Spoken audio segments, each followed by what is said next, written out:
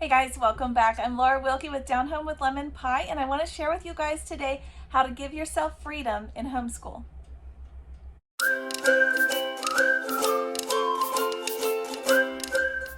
All right guys, welcome back. I am Laura Wilkie. I am a Christian homeschool mama. I have 7 little ones. We have been homeschooling from the very beginning, and I want to share with you guys about this book that I have been reading. It is so validating. It is something that our family has been moving towards for several years now, and I want to share it with you guys because it is so good.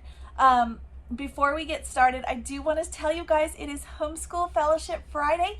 This is the day that I get to share with you guys all about encouragement in homeschooling, tips, curriculum reviews, just all the things where we can kind of sit together and just talk, have a cup of tea, mamas, or a cup of coffee, and just fellowship together. So if you would like to participate, make your own video, add Homeschool Fellowship Friday to it so that it will come up in the search when you do it on YouTube, and tag me on Instagram or Facebook. I am Down Home with Lemon Pie, and I would be happy to support your channel and to share it with my viewers and vice versa. So that is what we're doing.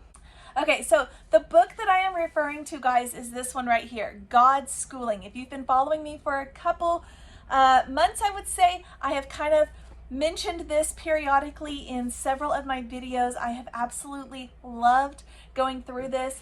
It is my highlighter book, like I told you guys back whenever I talked about my mom books that I'm reading right now, and this, I told you guys, is my highlighter book, the one that I go through slowly and want to take in all the information and highlight and put some of these practices into play in our own lives, in our own home, and in our own homeschool. And like I said, some of this has already been, God has naturally been guiding us through this journey already. When COVID happened, I know that so many people, particularly public school parents, were so concerned, so worried that their kids were suddenly going to be behind because they were missing, what was it, like 3 months of school or something right there at the tail end when COVID first started, and everybody was freaking out about what to do and how to do it. And even if they had lost 2 years of homeschool or of public school time, they would not have been behind. And it's so hard to realize that because the world puts so much pressure on us as parents, as families. But I just want to reassure you guys that is not the way God planned it. God did not create schools. He created families. He wants you to have a relationship with each other, a relationship with Him. And it's so easy to think we have to finish all this stuff because it's in the curriculum, it's in the book, and you cannot let your curriculum become your religion or your Bible or your book of laws or whatever you want to call it. You cannot let that happen. Your curriculum is meant to be a guide. It is meant to assist you in your homeschool journey. And you know what? If you don't have time, you don't have resources to do these intricate crafts or projects or activities, you don't have the time necessary for them or what have you, you can totally push it aside for another day or another year or just completely not even do it. It's totally okay. But the world makes us feel like we don't have that freedom, and I want you guys to have that grace. I want you guys to give yourselves that grace and know that you do have that freedom. When I first started homeschooling, I think this is similar for lots of homeschoolers, particularly when you first start. You kind of have this vision of what it's going to look like, what your homeschool journey is going to look like, what your homeschool days are going to look like. I know for me, it was very reminiscent of like The Sound of Music, picnics in the park, kids, eager to learn, sitting around me, so excited as we read the different lessons. And sometimes it's kind of like that, most times it's not. And that or expectation gets squashed, but by actual real life, by the actuality of homeschool. And I share with you guys what our real life homeschool looks like in Watch Us Homeschool Wednesday. I share those videos and there's a playlist. It's linked below if you're interested in that. But it's not a picture perfect journey. It's absolutely not, because we are not picture perfect people. So, you know, when you start to realize that, you start to realize that you don't have to follow the man created system that we are so familiar with in public school, and that often school doesn't look like that. We are not trying, because we homeschool, we are not trying to be school at home. That is not our goal. We are trying to learn but be at our homes. It's completely different. It's not taking the school model, the public government institution model, and bringing it into our houses. But it is so hard to break free from that. I've talked about that in several videos as well, and learning what that looks like. You know, if you need a book that will kind of walk you through an old-fashioned homeschool family, look at Karen Andreola's book, Pocket Full of Pine Cones. It's absolutely one of my very favorites, and it is so good for showing you what school can look like. And I read that several years back, and I think that was part of God teaching me what it could be versus what it was being, or what it was the world was telling me it needed to be. It does not have to be mom, you know, is the teacher being, you know, by the book, we have to get this much done by this time, or this year, or this whatever. We're going to sit down, we're going to grade all your stuff. It doesn't have to be that. It doesn't, there's no homework. It's just not stressful. There's none of that. It doesn't have to be that way. And so what I'm trying to tell you guys is, we're making some changes to our homeschool because of this book, and some changes that we've already been making have been validated because of this book, and it is so, so good. It has so much freedom now in my own lives, in my children's lives, so much richer that we're going to be able to do things. And something that they don't tell you, or something that you may not realize, or you don't even think about, but was something that was so profound for me in this book, was this quote, and it said, "Our children are being prepared for a future that does not yet exist." Okay? And that includes careers that may not yet exist. And you know, we need to trust God's word, trust his promise to equip and prepare our children for the works that he has already planned for them. We don't know what those things are. We don't know if we are raising doctors or missionaries or homemakers or entrepreneurs. We don't know what we're raising, and we cannot possibly prepare them for every single career path. So when you think, even it makes so much more sense too, when you think about it, guys, just think about how many careers have been created since you graduated. This one, for example, YouTube was not even a thing. That was, you know, when I graduated, that wasn't really a thing. When I graduated high school, it was like videos, but it wasn't like a thing for everyone. It was more of like a few people had it or whatever, and it wasn't a huge thing. When you think about careers that people have now versus when I graduated high school, and that wasn't even that long ago, guys. It really wasn't. I'm 40, so it really wasn't that long ago, but the world has changed so much, and there are so many careers that people have that we couldn't possibly have been prepared for because they didn't even exist. The technology didn't exist. The need for them didn't exist. And now it is here. And all we could do was trust that God would prepare us. So we can do as much as we want. We can prepare our kids for the careers that we want them to have, but that may not be the careers they have. That may not be the path God's chosen for them. You know, college may not be the path that they need to go, and we need to trust God to prepare our kids for the paths that he has already planned. Think about when you were in school. How many things did you learn, or maybe I should say, were you taught that you don't even remember? You don't even utilize. Trigonometry, geometry, algebra, chemistry.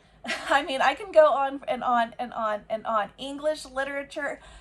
There's so many things that we are taught, and they are considered like they are considered the things that you absolutely must know. They're considered things that are, well, if you don't know this, you're not educated or you're not going to be successful. And have you used those skills? If you are not going for a career path in that field, you probably have not used those skills. And why are we wasting our time there? Why are we not teaching our children the other things that they are going to use in their, in their homes when they grow up, when they are out of your care? Why are we not teaching them how to have a bank account, how to raise children, how to parent in a godly fashion, how to buy a house, how to file your taxes? Why are we not teaching these things? How to sew a button on your clothes or hem your pants? Why have we not taught them these things? And I know that there are some classes that might touch on some of this stuff, but the stuff that when you think back about your high school years, the stuff that you think that they told you was so important and things that were made to be, the things that are the most profound in your schooling are not those things. Those are the things that are kind of the, oh, if you have extra time, here's an extra curricular class that you can take on homemaking or economics or home economics or whatever, just as the cast-offs, really. And those are the things that we need to be teaching our kids. Those are the things that they need to know. We don't know where they're going to end up. We don't know what they're going to do in their lives, but we do know that they're going to need to know how to read. We do know they're going to need to know basic math. We do know they are going to need to know how to drive a car. We do know they're going to need to know how to function in the real world, how to have food if there is no food, if the world shuts down again, how to have gardens and how to grow food.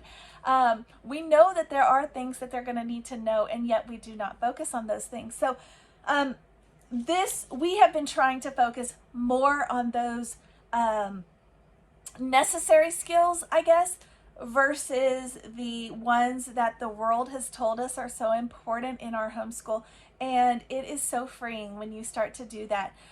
Learning how to can food is something that kids should know. I'm just being real. They should, because when you think through history, there have been times when there have been droughts, food shortages, all kinds of things, and they need to know how to have a garden. They need to know how to be sufficient in their homes. They need to know what plants are edible out in the world and not just, where to go to the grocery store, okay?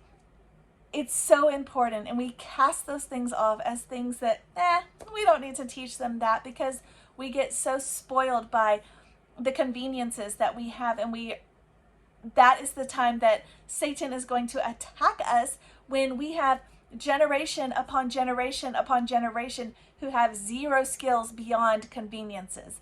And that is something that we need to avoid. So obviously children need to learn to read. Obviously they need basic math skills. But do they have to absolutely know how to read by 5? Do they have to know all their letters by 4 or 5? Do they have to know all of their multiplication facts by 3rd grade or 4th grade? Who made these laws? Because I can tell you, when you start researching how the model for school was created and the model that we use right now, you will be shocked at the way that they have purposely created it in a way to dumb us down, in a way to control. And you may think, okay, she has just lost her mind. She is off on a rabbit trail. You can think, but when you research it, you will see exactly what I'm talking about. It is so true. And it was around the 50s, I believe, and when they changed the model of school. And so when you look at people who came out of that model beyond that, they trusted the schools to provide what their children needed education-wise. And it was kind of just trusted without question, okay? And then they have raised up the next generation, which is my generation, and we are starting to see the effects of that.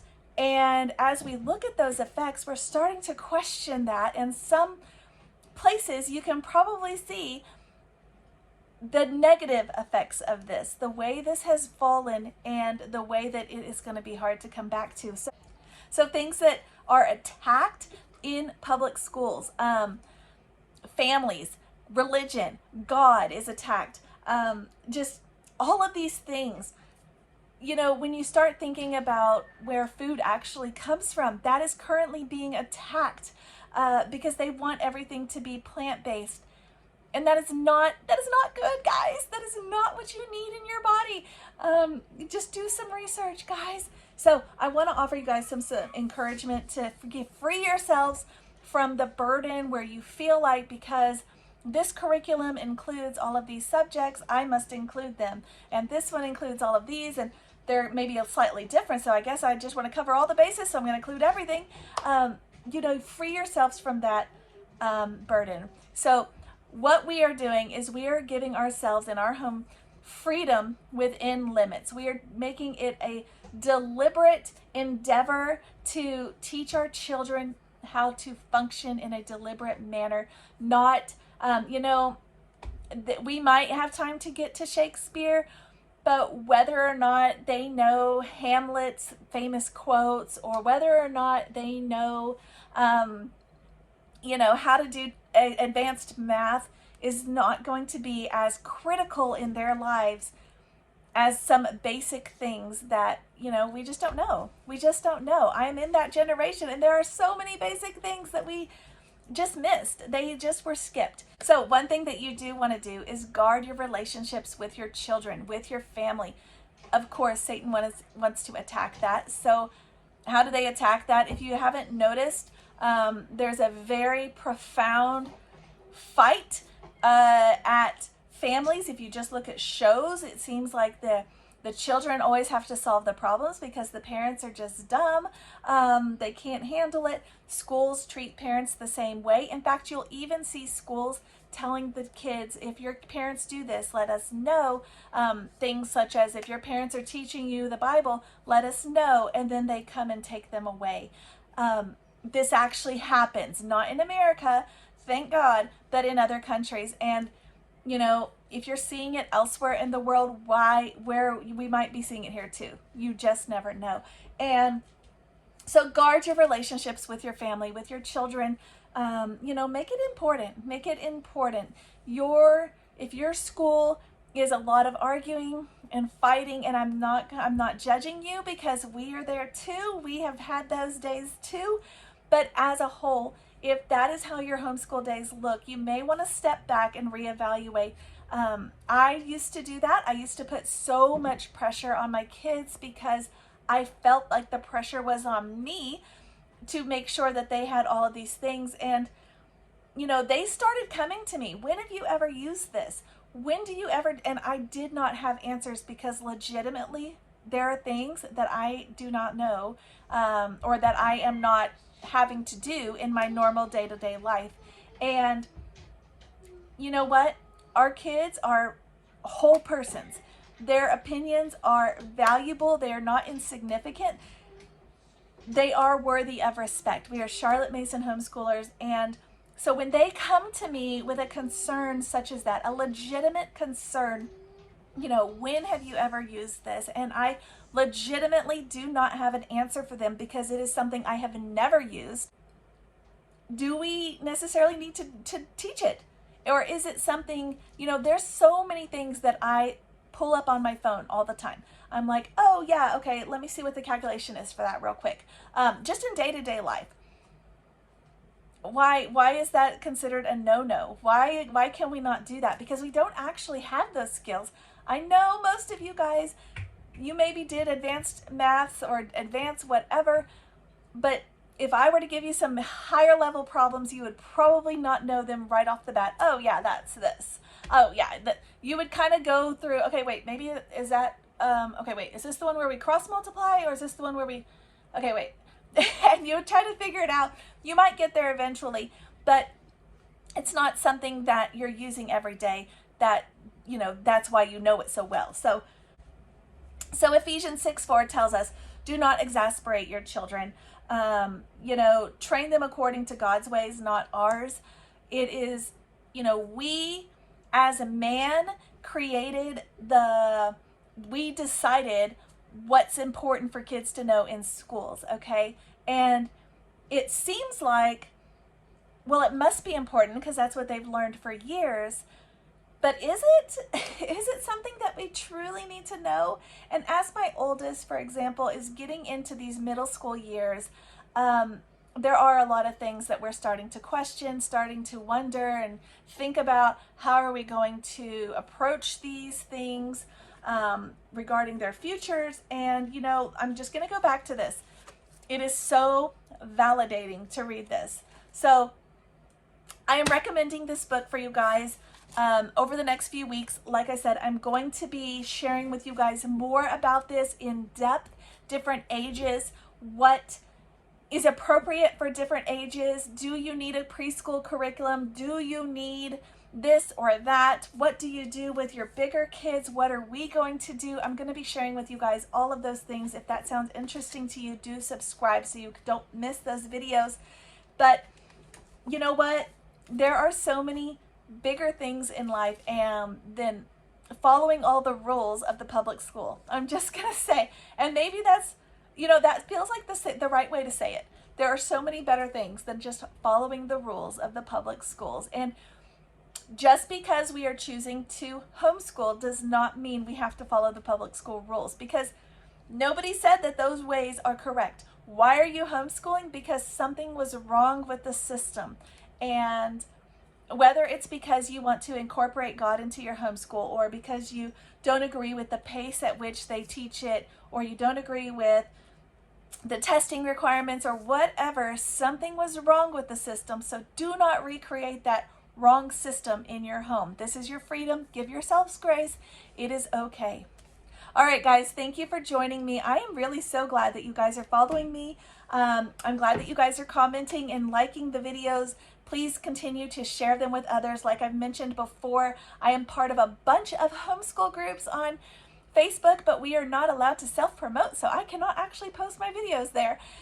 So if you are also part of those groups and somebody is commenting about something that you've seen a video on that I've done, please share it to, you know, give them that assistance that they may need as well. Like I said, I'm recommending this one right here, Polanco, Godschooling. It is so good. You can tell it's so good because all I did was highlight through the whole thing. So thank you guys for watching. I will see you guys next time.